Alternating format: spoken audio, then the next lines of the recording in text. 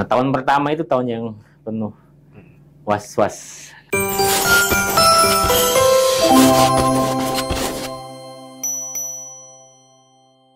Reaksi masyarakat waktu itu gimana, Kang? Ya, setahun pertama hidup saya agak tidak tenang sebenarnya. Agak tidak tenang. Agak tidak tenang itu sama yang udah baca sampai beres atau sama yang baru tahu judulnya? Ya, Indonesia ya. Indonesia itu tanpa mengurangi rasa bangga dan cinta saya kepada Indonesia, tentu saja kita masih punya saudara-saudara yang memang reaksioner terhadap sesuatu yang belum utuh dipahami. Cuma itu konsekuensi yang memang harus saya ambil. Jadi ketika saya menulis buku pertama, ibu saya kan masih sugeng ya, masih ada. Saya datang ke Jogja, saya minta pendapat lah, bukan minta pendapat, lebih ke memberitahu. Ibu saya sedang menulis novel ini, dan pesan ibu saya sama, yakin kamu nanti kalau orang-orang marahi kamu bagaimana? Kalau saya sedih ya dengan jawaban itu, karena ibu saya Muhammadiyah ya, ayah beliau itu salah seorang pendiri Muhammadiyah, yang mungkin kan cukup merepresentasi Muslim modern lah sebenarnya. Tapi pemikiran itu masih ada ketika kita ingin berekspresi tentang Nabi kita, itu justru ada tabu, kekhawatiran, tabu pamali tadi.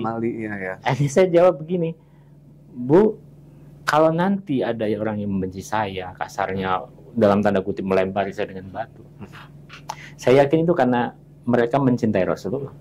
Dan saya menulis buku ini dengan semangat yang sama. Itu saya tulis di buku itu. Artinya ketika konsekuensi itu muncul, ya saya harus menerima. Nah, tahun pertama itu tahun yang penuh was-was. Karena yang saya tidak duga, kemudian penolakannya itu justru ada di lingkungan yang saya tidak duga sebelumnya gitu, komunitas yang saya tidak duga sebelumnya. Yang saya duga justru tidak gitu. Mungkin karena tidak membaca, saya tak tahu juga. Tapi ada komunitas yang di sana saya belajar. Makanya kemudian kalau kita buka Google kan ada salah satu artikel yang mengatakan, gara-gara menulis buku ini Tasarruf kehilangan 6.000 itu konklusi 6.000 teman katanya gara-gara nulis itu. Kenapa teman?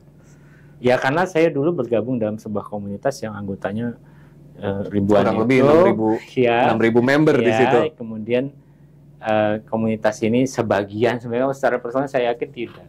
Mungkin secara keorganisasian itu harus diambil, bahwa penulisan novel Nabi Muhammad mungkin tidak selaras dengan, saya tidak tahu, mungkin ADART. Sekarang sih sangat bisa menerima itu. Mungkin waktu ya. Maksud saya begini, memang harus ada komunitas atau apa yang menjaga nilai-nilai yang mereka yakini, itu harus ada. Tapi waktu awal tahun-tahun itu 2009, 2010 saya cukup tidak mengerti dengan itu. Karena kan ya saya kan hanya ingin mengungkapkan kecintaan saya kepada Rasulullah. Dan saya ingin menyampaikan juga tanpa sama sekali tidak terbersit, insya Allah ya, tidak terbersit kesombongan sedikit pun, karena buku ini spesial bagi saya. 12 tahun setelah buku ini terbit, bahkan sampai hari ini hampir setiap hari saya selalu mendapat review lah atau kesan membaca tentang buku itu, dan semua positif. Jadi syaratnya harus baca dulu sampai selesai ya, baru bisa memahami. Jadi saya itu tidak dalam posisi yang menantang. Baca dulu dong, baru Anda ngerti. Tidak, saya pasrah kalau tentang buku ini. Sepasrahnya itu ya, level kepasrahan saya salah satunya ketika ada seorang pembaca mengirim saya pesan tuh di IG. Dia laporan bahwa dia membaca versi PDF dari buku itu. Memang dipublish versi PDF-nya? Enggak. Dan ada yang bikin berarti? Iya, jadi dia merasa berdosa, dan bagaimana nih saya harus minta maaf. Nah, saya sampaikan, saya sampaikan, Mbak, itu perempuan waktu itu, saya sampaikan bahwa saya sebagai penulis, itu tugasnya hanya merajut cerita. Saya ikhlaskan itu. Mau dia fotokopi, mau terserah. Karena itu ilmunya dari Allah. Saya hanya terpercik saja gitu. Tapi kalau buku, itu prosesnya banyak. Tidak hanya saya yang terlibat. Ada editor, ada desainer, ada marketing itu. Yang saya tidak tahu perasaan hati mereka. Tapi kalau ditanya saya ikhlas. Levelnya sampai di situ. Jadi saya menulis, dan sampai hari ini 12 tahun setelah buku itu terbit, ada dalam posisi yang pasrah sekali, khusus untuk tetralogi ini ya. Oke. Saya merasa hanya ya saya digerakkan saja. Saya tidak dalam posisi meng-create gitu. Jadi saya tidak berani ada di posisi yang tadi ya yang ditanya. Iya. Salah satunya. Baca dulu dong, baru Anda paham. Belum tentu juga. Udah baca belum tentu paham ya. Belum tentu. Dan nggak baca belum tentu Iya. nggak paham juga ya. Ini semua ada yang menggerakkan dan saya Percaya itu semua ya. percaya 12 tahun dan buku itu masih menggerakkan hati banyak orang. Ya. Itu jelas bukan pekerjaan saya. Jadi Ada tangan-tangan lain iya, yang saya tidak menggerakkan berani masuk ke area yang debatable. Oke. Kalau boleh cerita sinopsisnya mungkin dari yang pertama sampai keempat ini yang pertama tuh apakah mulai dari Nabi Muhammad lahir atau Iya. seperti apa sih? Nabi Muhammad lahir ada di buku kedua. Oh, Itu yang saya sebut cara saya ya. Oh, Itu berarti baru di kan, buku kedua nih iya. lahir ya. Waduh. Jadi saya membuka buku pertama tuh dengan perang Uhud. Karena itu episode yang bagi saya sangat menyentuh ketika ada yang perempuan namanya Nusaibah yang menjadi gawang terakhir sahabat yang membela Rasulullah. Bahkan sahabat-sahabat yang kita kenal hebat itu kabur loh pada saat perang Uhud. iya, karena ya iman lah, iman orang kan itu. Karena dikabarkan Rasulullah kan udah meninggal, udah kata orang-orang Quraisy udah mati gitu. Sehingga para sahabat pun sebagian bubar. Tapi perempuan yang sudah agak sepuh dan kita tidak tahu kapan juga beliau berlatih militer gitu ya. Tapi dia mengangkat pedang dan mempertahankan Rasulullah. Nah itu mengapa saya memilihnya menjadi adegan pertama. Jadi langsung menghentak kesadaran publik gitu. Pembaca maksudnya. Ya itu. Jadi episode pertama ini yang membedakan juga Mas Erwin. Jadi saya tidak sedang menulis sirah nabawiyah. Itu yang harus dipahami.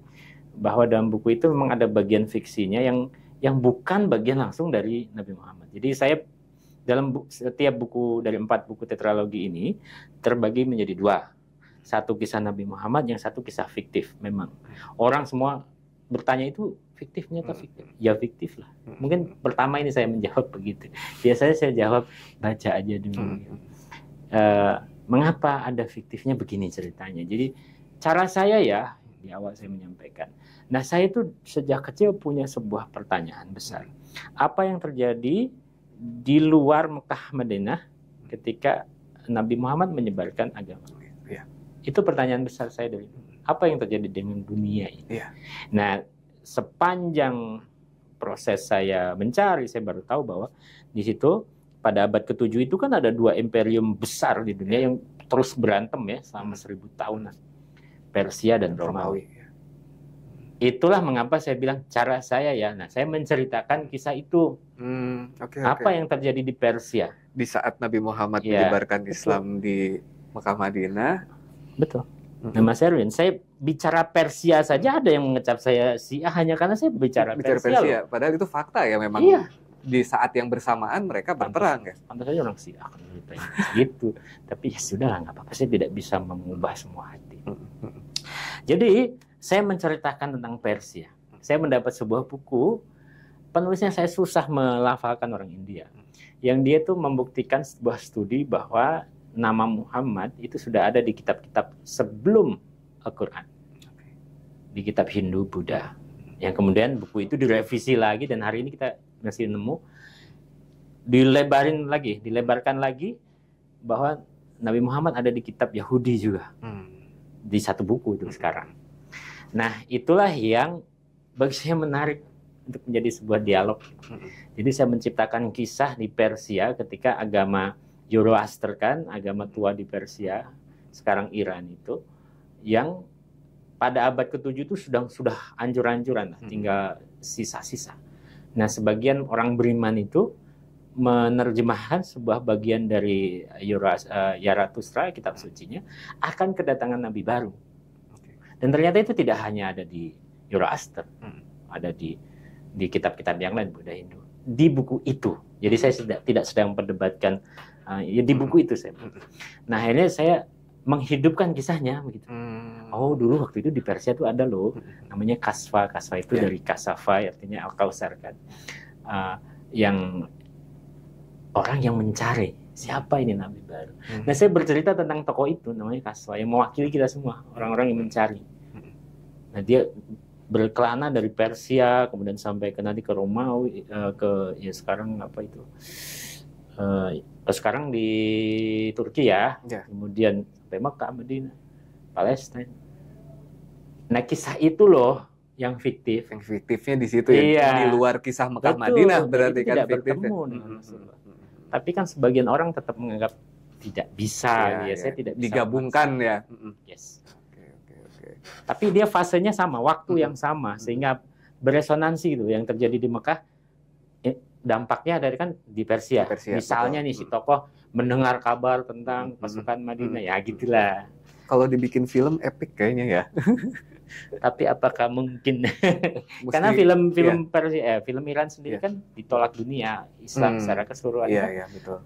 Ya tentu kalau kita orang kreatif kita akan mengatakan, sinematografinya bagus loh, gitu bagus. Tapi saya tidak ingin masuk ke area itu, bahwa orang kan punya caranya sendiri mencintai Rasulullah.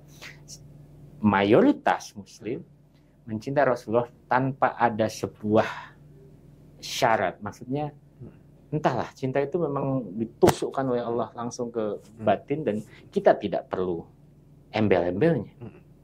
Bahkan kan sholawat saja tidak semua